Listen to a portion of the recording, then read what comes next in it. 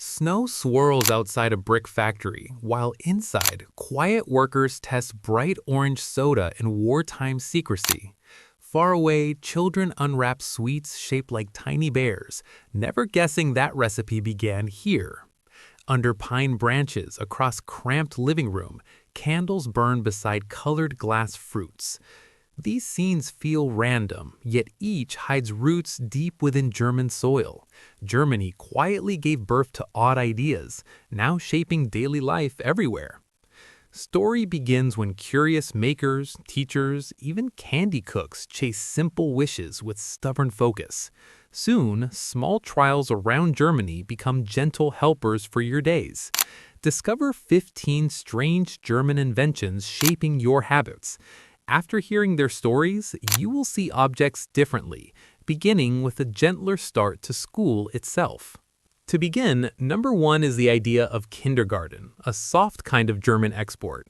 Teacher Friedrich Frobel opened the room in a village and filled it with songs, blocks, and tiny garden beds for children. Before this, small kids mostly stayed at home or helped with chores, with almost no planned play.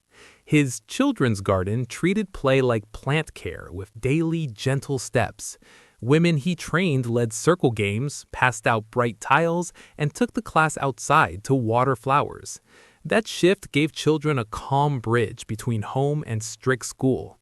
When you pass a colorful preschool today, you still meet that early German dream. And the next strange idea also tried to sweeten young days. Next comes number two, the tiny gummy bear, born from a German sweet maker's long work nights. In 1920s Bonn, candy cook Hans Riegel stirred huge copper pots and watched dancers in bear costumes at fairs. Before his idea, soft sweets for children were rare. Many treats were hard, sticky, or bitter. He mixed sugar, fruit flavor, and gel made from animal parts, then poured it into little bear molds that set into bouncy shapes. Soon, bright bags of bears filled shop windows and school bags. That soft chew made playtime sweeter for many children. Each time you bite one, you hold a quiet German habit in your hand.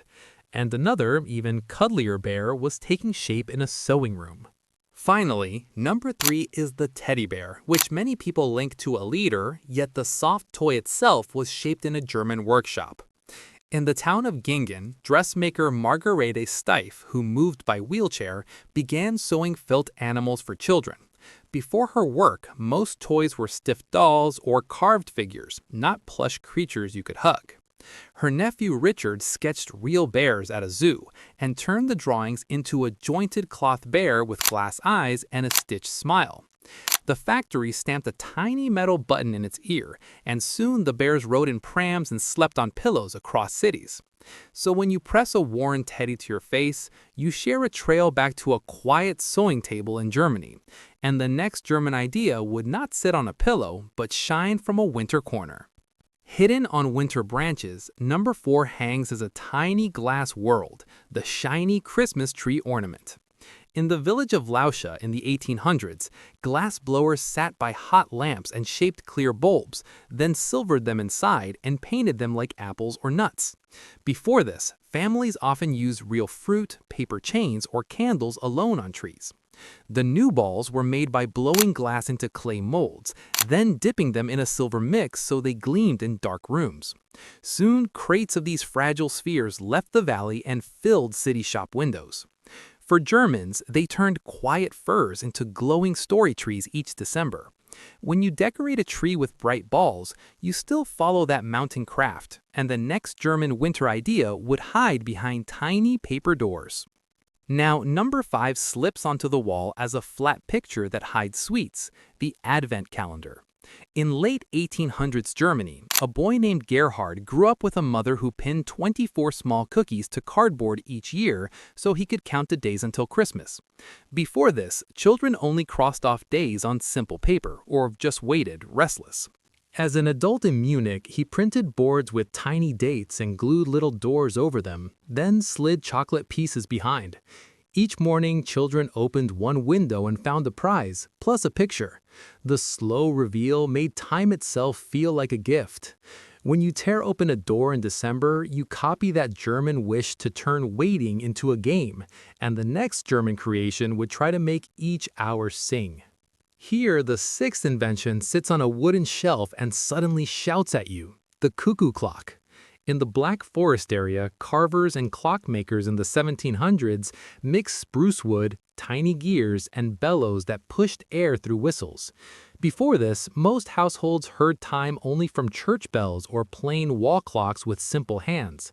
The new box showed painted leaves and a small bird door. On the hour, weights pulled chains, the bird popped out, and the cuckoo sound rang. For German families, this turned timekeeping into a small theater. When a bird jumps from a clock in your home or on a screen, you feel that same mix of craft and humor. And the next German idea would move from wood and paper into the world of hot drinks and work tables.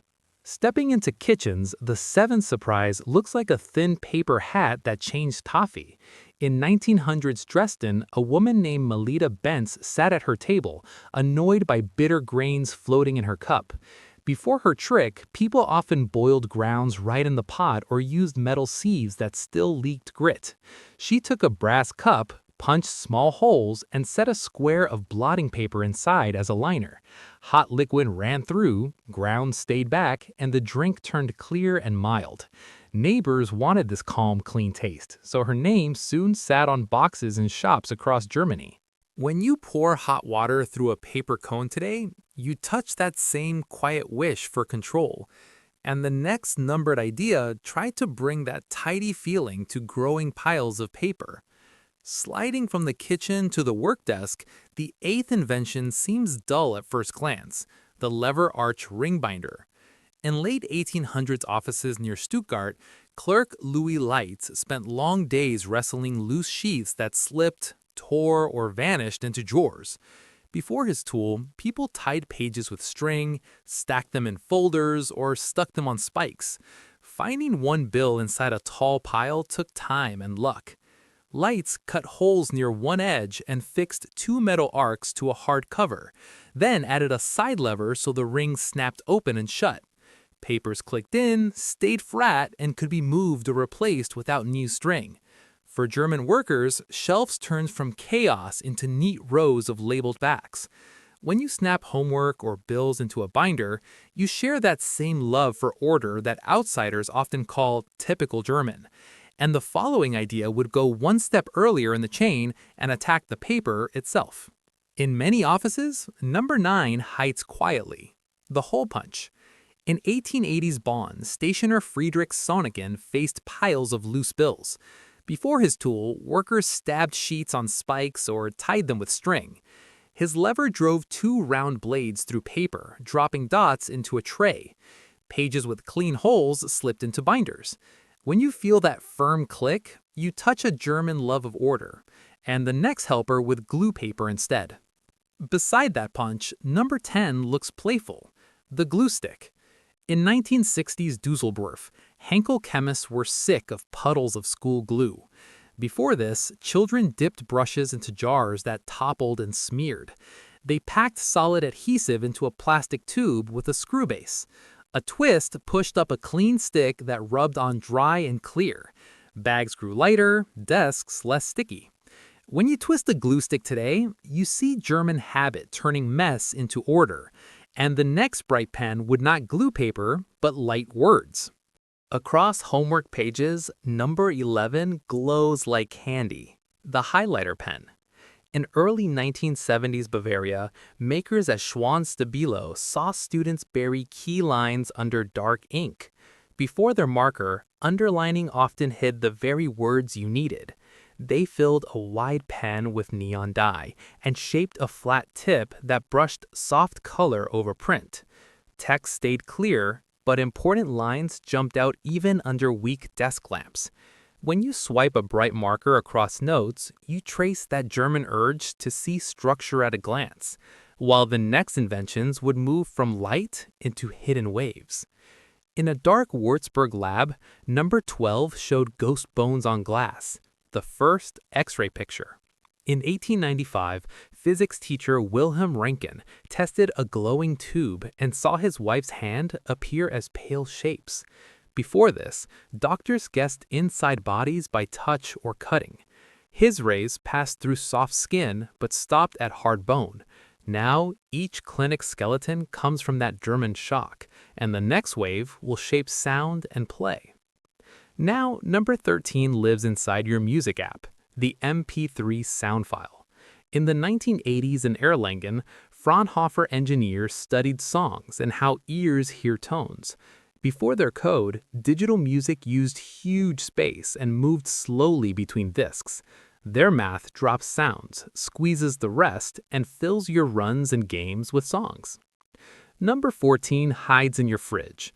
Fanta began as a German war drink. In Essen, plant chief Max Keith lacked cola syrup, yet still had workers and tall bottling tanks.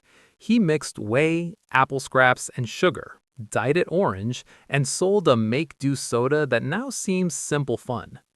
The 15th creation smiles from soil, the garden gnome. In pottery towns of Thuringia, makers shaped miners with beards and red caps.